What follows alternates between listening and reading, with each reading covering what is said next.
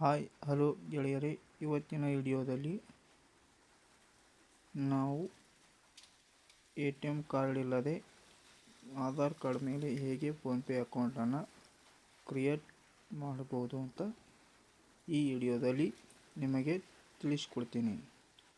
ಬನ್ನಿ ಈಗ ಅದಕ್ಕಿಂತ ಮುಂಚೆ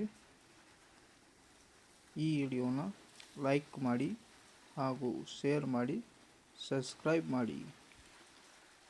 ಬನ್ನಿ ಈಗ ಆ್ಯಪನ್ನು ಓಪನ್ ಮಾಡೋಣ. ಫೋನ್ಪೇ ಅಕೌಂಟನ್ನು ಮಾಡಿದ ಮೇಲೆ ಇಲ್ಲಿ ಪ್ರೊಫೈಲ್ ಐಕಾನ್ ಕ್ಲಿಕ್ ಅಂತ ಕಾಣಿಸುತ್ತಲ್ಲ, ಇದರ ಮೇಲೆ ಕ್ಲಿಕ್ ಮಾಡಿ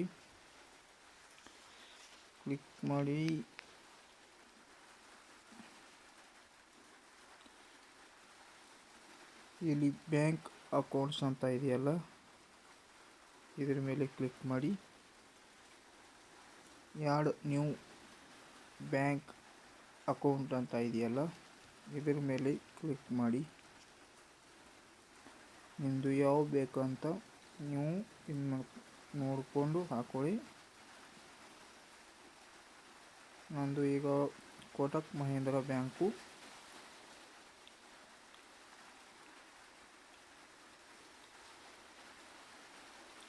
ನಿಮ್ಮ ಬ್ಯಾಂಕ್ ಯಾವುದಂತ ಸರ್ಚ್ ಮಾಡಿ ಇದನ್ನು ಮಾಡಿ ಹಾಕೊಳ್ಳಿ.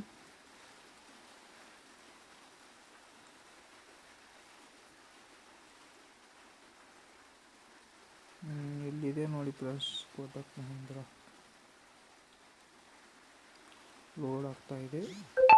ಒಂದು ಮೆಸೇಜ್ ಬರುತ್ತೆ, ಇಲ್ಲಿ ಸೆಟ್ ಪಿನ್ ಅಂತ ಇದೆಯಲ್ಲ, ಇದರ ಮೇಲೆ ಕ್ಲಿಕ್ ಮಾಡಿ ಇಲ್ಲಿ ನೋಡಿ Aadhaar card number white bank ಅಂತ ಇದೆಯಲ್ಲ, ಇಲ್ಲಿ ಕಂಟಿನ್ಯೂ ಅಂತ ಕೊಡಿ.